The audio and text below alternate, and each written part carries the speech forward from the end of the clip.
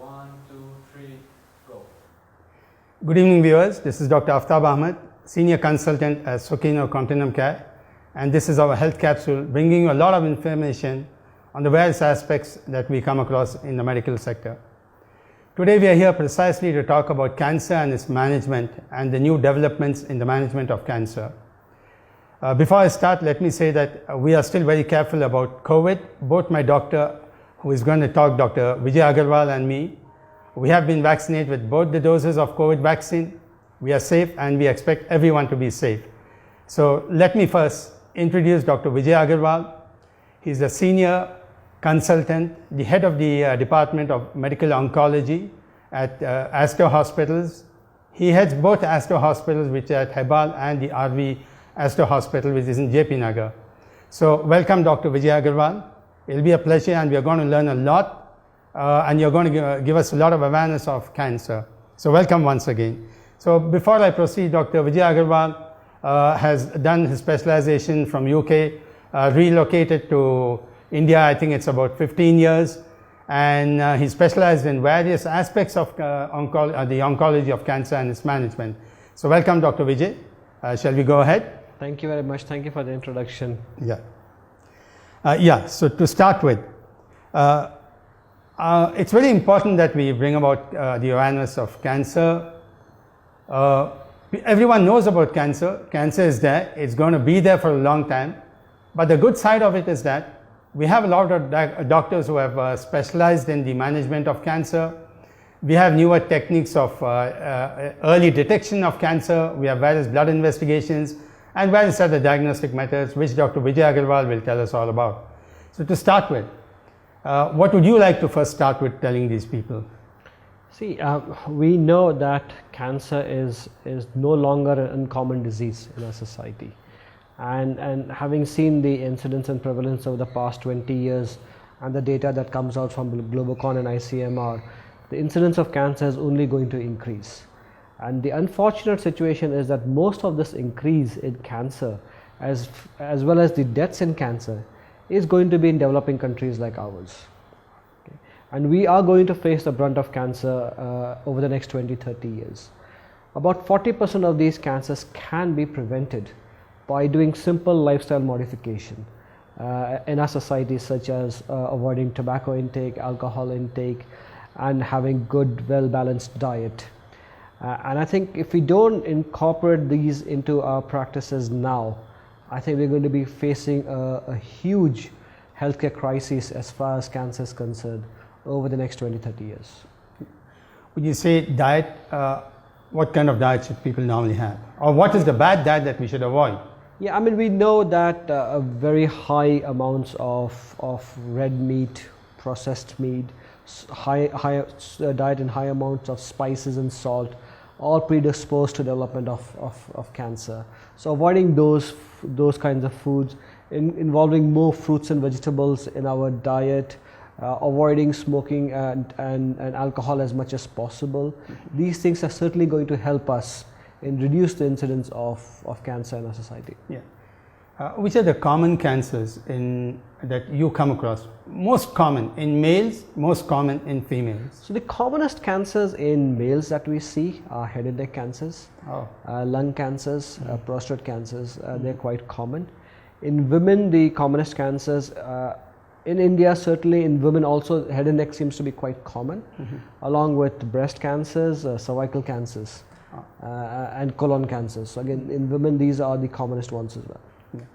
And when you talk about head and neck cancers, both in males and in females, we always contribute to tobacco chewing, causing CA tongue, and then the bad habits of smoking can also contribute. But surprisingly, very recently I had two young women who were admitted here at Sukino. One was about 24 years old, bright engineer working at a bank. Another one is a teacher who has done a BSc mathematics. 24 and 34. No smoking, no tobacco, no bad habits, but both landed up with total glossectomy. So how do we contribute? Here diet never played a part, smoking never played a part, tobacco chewing never played a part. So in younger patients, we know that lifestyle probably does not have a major role to play because the duration of exposure is not enough. So even though we attribute 90% of head and neck cancers to tobacco and alcohol, and tobacco can be in any form, whether it's chewing, snuffing or smoking, there's always going to be a small group of patients who will get cancers because of other reasons. We know that one of the common reasons is HPV infections, human papillomavirus infections. They can predispose an individual to developing cancers. Obviously, in much younger people, genes would also play a role in developing cancer as well. So in these young people, could you think genes could have contributed? It's a possibility. It's a possibility. And it's certainly worth testing it if the patient has a strong family history of cancer. Now these two young people who hardly had anything to do with any of the food habits or lifestyles, how could have they prevented? I mean, what was their early time to get to a doctor? So we don't expect younger patients to get cancer. So when I say cancer is no longer an uncommon disease, it is still quite uncommon in the younger patient population because, like I said, the duration of exposure has not been long enough. So I don't think so you can prevent it. Or you could have done anything differently in terms of identifying it early. The fact that they've all undergone glossectomies means they did catch it earlier enough to be able to undergo. I mean, at least it didn't spread beyond that. Absolutely. Okay. So then when we come back to lung cancers, smoking, we say smoking is one of the major contributors to lung, not necessarily that every smoker will have cancer. On the contrary, non-smokers also do develop lung cancers. They do. So here again, what are the factors that could non-smokers? So for non-smokers, we know that the commonest type of cancers for non-smokers is a type of cancer called adenocarcinoma, whereas smokers tend to get squamous cell carcinomas and small cell carcinomas more commonly. A lot of the adenocarcinomas happen because of a genetic insult or a mutation that is acquired in the course of their lifestyle. Apart from smoking, there are other causes. Pollution is a very important cause of lung cancer. Our exposure to carcinogens at workplace can predispose an individual to have cancer. We know that asbestos has historically been a big problem, though we've not really addressed that issue much in India. But certainly in the Caucasian population or Western world, we know that asbestos is banned and because it does predispose an individual to cancer. And a lot of the buildings that were built about 40-50 years ago, they all have asbestos roofs. And we are still inhaling those fibers. So it's going to be impossible to pick an exact cause of it. Okay, but there are a lot of non-tobacco related causes of lung cancer as well. Okay. Now, how early can we detect it? What are the ways, preventive ways? Like, is it necessary? I mean, there are a lot of blood tests now, like the CA125, or you have the alpha fetoproteins. Where is the blood test? Is it necessary that everyone above the age of 40 go for these tests? No, that's the short answer. So to give you to put things in perspective, okay, there are only certain cancers that have shown that if you undergo a screening program for them, they are going to change your life expectancy. So if you identify, so you're able to identify them early enough so that you can treat them, so that the patients live longer. And in fact, there are only 4 cancers that fit the category. And so we recommend that only these 4 cancers people need to go for screening. The vast majority of others, it does not make sense to undergo screening. Nevertheless, if someone has some symptoms pertaining to that cancer, they should seek out help earlier on rather than just stay at home. And we've seen this over the COVID pandemic that a lot of the patients are presenting late because of the fear of visiting doctors or hospitals and so forth. But the 4 cancers that I'm talking about are your breast cancer, your cervical cancer, colon cancer, and lung cancer for smokers. So we have screening programs that exist for these 4 cancers, and these are the cancers that we normally promote in the terms of that patients should undergo screening for them. But for the vast majority of this, there is no magic blood test or there is no magic test that can identify them earlier on. But recently the NHS UK, they have put up gallery test. Which is in its final stages, and I heard one blood test can almost detect 2/3 of all cancers, but so, it's still on the way. So a lot of research is going on. There is a test going to be made available in India as well, Easy Check, Okay. And I think we are looking at launching that test in Aster itself, where you could come and take a blood test. Wonderful. It's called Easy Check 360. I think it should be available in the next few months at Aster as well. A lot of the historical work has been experimental. It does help you identify about 30 odd cancers quite earlier on before they present itself. So we do a blood test and we send it off, and what they look at is the dead cancer cells that are shed in the blood. Yeah. Okay. So viewers, this is something very interesting, and it's wonderful. Like I was talking about a test in London, but we are going to have it very soon launched in India at Aster Hospital to begin with. So I think once it is launched, all of us should go for these tests. Coming back to the prostate cancers, PSA, do you think everybody after the age of 40 should do a PSA test? Yeah, I think 40 is a bit too young. All right. Okay. We know that 1 in 3 men above the age of 70 are likely to develop prostate cancer. There is no cutoff because prostate cancer is not one of those screening cancers. Yeah.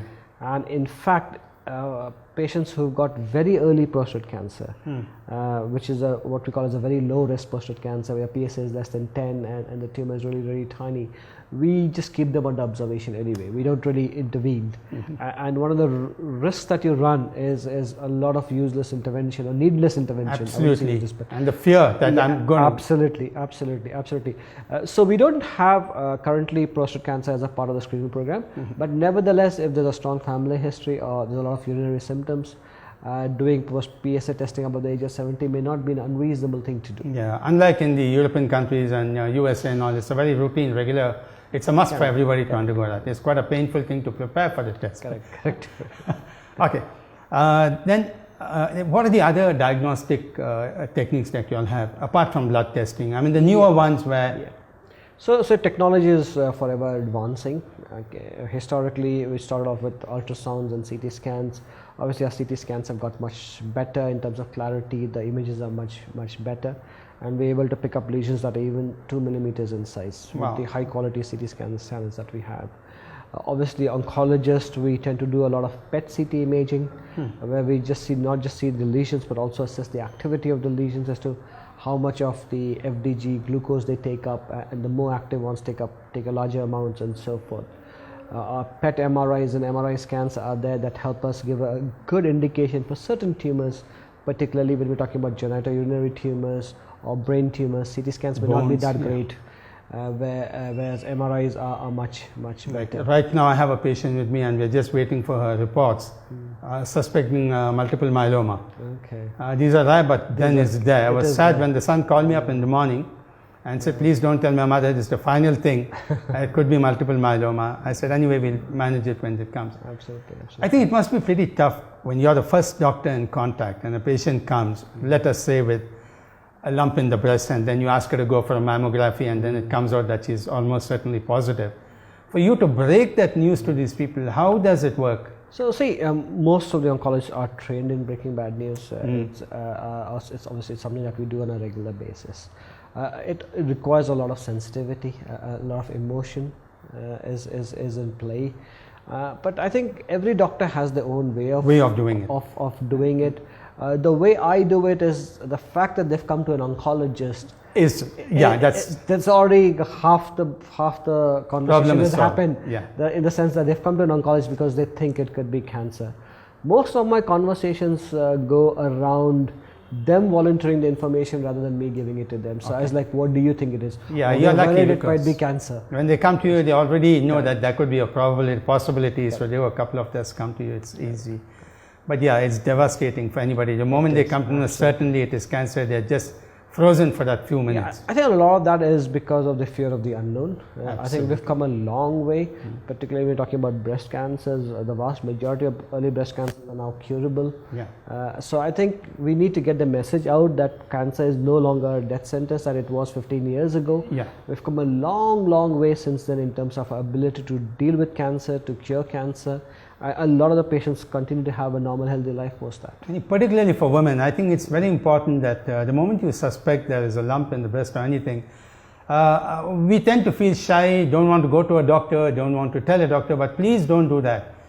The earlier you get to your doctor and is able to put you on the right track, it is much easier to get rid of that, save your life, and you can live a very healthy, comfortable life for a very, very long time after it is detected.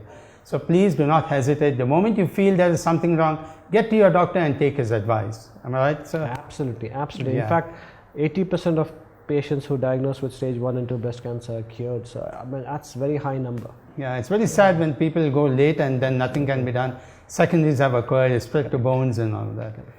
Tell us some of your wonderful experiences you had, the surgeries you've done. Okay, so I'm a medical oncologist. So I deal mainly with great. chemotherapy, not so much with the surgical part. Yeah. But I think it's the small happiness that comes on a day-to-day basis that keeps us going when our patients are getting better. And we spoke about bad news, but I think I like to think that we give more good news than bad news nowadays, with the amount of access to technology that we have, access to drugs that we have, particularly apart from chemotherapy, targeted therapy, immunotherapy. It's making a big difference.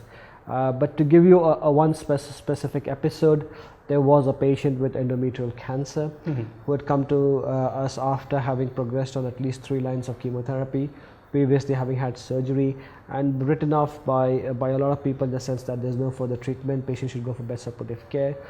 Nowadays, because we have access to high-end molecular testing, I think this is something that I suggested, that we undergo molecular testing to identify if she has any rare genetic mutations, for which we might have some drugs. The family went for it because it was a desperate attempt in their viewpoint, and we identified that the patient had something called what we call microsatellite instability. We started the patient on immunotherapy. It's been now 4 years. Patient's completely clear of tumor.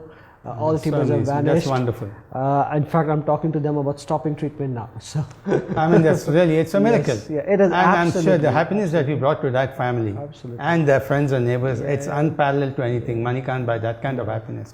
I mean, some of you, the things that you doctors do, oncologists, and the other doctors also, are really wonderful, great, amazing. No, but one of the information I want to pass on is that science is good. Access to latest investigations is required, and if your doctors do recommend to do molecular testing, genetic testing, don't shy away from it. Try to do that. It might not be relevant for the vast majority of the patients, but for those occasional patients whom it comes positive, it can make a heaven and earth difference. What about the cost in the treatment of cancer, starting from his first visit till he finishes? Yeah, so the first visit is very cheap. It's only a 700 rupee consultation charge. Okay. But yes, I take your point. Cost is a problem. Major problem. In terms of our GDP. Our GDP is quite low. So if you look at the world stage, the cancer cost in India is actually one of the cheapest in the world. And that is why we have a lot of international tourism or health tourism that happens in India, because most part of the world is very, very expensive. To give you some ballpark figures, if the cost of a chemotherapy cycle in India is about, say, 20,000 pounds, it would be about 2.5 lakhs somewhere else. So we're talking about 10 times different. So we are one of the cheapest cancer care providers in the world. Okay. Having said that, because our GDP is low, the relative cost does appear very, very high. And there is no ceiling to it, okay, because newer medications are still under patent. We do get a lot of assistance from the companies to subsidize the cost of the medications, but nevertheless, it is never going to be as cheap as patients would like to have it, unless the drugs goes off patent. Most patients currently have insurance that ranges between 5 to 10 lakhs. That in today's world is no longer enough. Not at all. Not at all. So I think insurance of 25 lakhs would be something that 30 lakhs is... that would be a reasonable thing. If someone ended up with cancer, most treatments can be done in that budget. In that budget. So again, taking out insurance is extremely important. Taking out insurance for a decent amount is equally important. I think this is one message all of our viewers should get it very clear, that health insurance, a reasonably good amount, nothing less than 20 lakhs, but if you can afford it, something in the range of about 30 lakhs, it will help you to solve a lot of your medical problems. So please don't hesitate to go ahead and take insurance. And you have a lot of companies offering this. When you come to tumors of the brain, so how common is it? So brain tumors are reasonably rare. They form less than 2 to 3% of all the cancers that we see in our practice. Now in Asta, I see my fair share because we have an excellent neurosurgical department. So they do a lot of high-end neurosurgical work. So even though it's rare, we have a lot of experience in dealing with brain tumors. By and large, most brain tumors should undergo surgery if possible. Okay, and then we follow that up with some high-end radiation and possibly some chemotherapy or targeted therapy depending upon the need. Survival rate for those people? So brain tumors, there's a spectrum of brain tumors, so no two brain tumors are alike, and also there are various grades of brain tumors, so grade 1, 2, 3 when we talk about brain tumors. Earlier grades are more slow growing tumors and they can go on for many years without causing much problem, but if you're looking at grade 3 or 4 tumors, clearly the life expectancy drops significantly and can be as low as a year maybe. And do they spread like all the other tumors? So it doesn't spread outside the brain that commonly. Most of the spreads happen within the brain itself.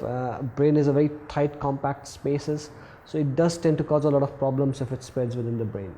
So every organ in the body can be affected by cancer? Absolutely. Skin cancer? Skin cancer can I was thinking for myself, what about the hair? Yeah, well, head is a dead organ. Hair and nails are dead organs, dead cells, so you can't have cancers in dead cells. Okay. Some of the rarer cancers is heart cancers, so we rarely hear about I've never even cancer. thought of asking a question on heart. Never heard of it. Yes, so but heart it is cancers there. are quite rare. Cancers of the connective tissue, for example, nerves and blood vessels, ligaments, and they are also quite rare, as opposed to organ cancers, which are very common. Mm-hmm. So one is the cost. We've told people how to save yourself from the cost of it, the precautions that you have to take. Diet is a very important part. Lifestyles have to be modified. So any questions, please, you all can always get in touch with Dr. Vijay Agarwal, and he'll help you all out in a much better way than a small discussion over here. We may not be able to cover anything, but still, would you like to still pass on some more message to our viewers? I think one of the most important message I would let my viewers know is that if you are a cancer patient, please don't lose hope. And I think if once the hope is lost, everything is lost, they say. Don't lose hope. A lot of the treatment that we do can initially seem as a hit and try. So we've got a list of say 5-6 drugs and we go through the motions. But if you go through the motions, some treatments are likely to work better than the others. Do not shy away from science. Science is good. Trust your experts. Have trust in latest diagnostics, latest modalities of treatment. The more progress we make, the better are the outcomes for the cancer patients. So that is essentially what I want my patients to know. Don't worry so much about the myths, but focus on science and listen to your experts. Then comes to managing the people around the cancer patient. That's a whole different ballgame altogether. So one of the differences or one of the challenges that we face in our practice is you have a patient and you have the family, and it's very easy to forget about the patient and start talking to the family, because they can sometimes be overbearing in the sense that they want to hide from the patient that the patient has got cancer, and the fact that they start making the decisions in proxy. Whereas the patient may want something different, the family may want something different. It's quite common in India. Very common. So going back to the patient to try to understand what the patient actually wants is very important for us as oncologists, because at the end of the day, the patient is more important to us than the family. The family is doing fine. Yes. But this is quite a common thing where people come and say, for example, the lady I was talking to with multiple myeloma, he says, please don't tell my mother that she's got this. Of course, I'm not going to tell her, but at some point she has to know for her to cope with the treatment. See, most patients are very intelligent people. Yeah. No matter what we think, they may be elderly, but they've seen life. The fact that they are coming to an oncologist, the fact that we are talking about chemotherapy, surgery and radiation, I think it's naivety at a certain extent to presume that the patient does not know that he or she has cancer. Absolutely. Coming back to the medications, the complications of chemotherapy. So we don't worry about complications so much nowadays. We have fantastic supportive care medications to deal with side effects of chemotherapy. Most patients who are on chemotherapy tend to go to work, carry about their regular lifestyles. Clearly there are some side effects that we cannot control. such as loss of hair being one of them, with certain drugs, not with all chemotherapy, and maybe a little bit of tiredness that they may need to rest in the afternoon for a couple of hours. But the vast majority of side effects that historically were very difficult to manage has become very easy now, because we have a lot of supportive drugs. And because we've been doing chemotherapy for 15-20 years now, we know about it, we know how to manage them. So I don't think so patients should fear chemotherapy anymore. We are very good at managing them. Chemotherapy is actually a good thing because they kill cancer cells. Apart from that, I think with the advent of latest molecular diagnostics, we have immunotherapy, we have targeted therapy, which don't necessarily have the same side effect profile as chemotherapy do. And we're able to combine various modalities of treatment to ensure that they get the best outcomes. So viewers, a lot has changed in the management of cancers. It has become much easier, much better. People always feared about the side effects of medications, chemotherapy, but that's all not there anymore. So please understand, do not hesitate to get to your doctor at the earliest, and he will take care of all those problems. Is there anything else you wish to say, Dr. Vijay? No, it has indeed been a pleasure to be here with you and talking to our viewers, and I would be happy to answer any questions they can put in the box and we can come back to them. So thank you everybody for listening to us, being patient over here, but once again we'll be back with something new for you all. So before I close, COVID, we still have to take care of everything, maintain social distancing, please wear your masks, our children are there, we have to take care of them, schools are reopening, so you have to take extra precaution. Masks are absolutely a must. Thank you very much. Thank you, Dr. Vijay. It was great being with you. Pleasure. Thank you.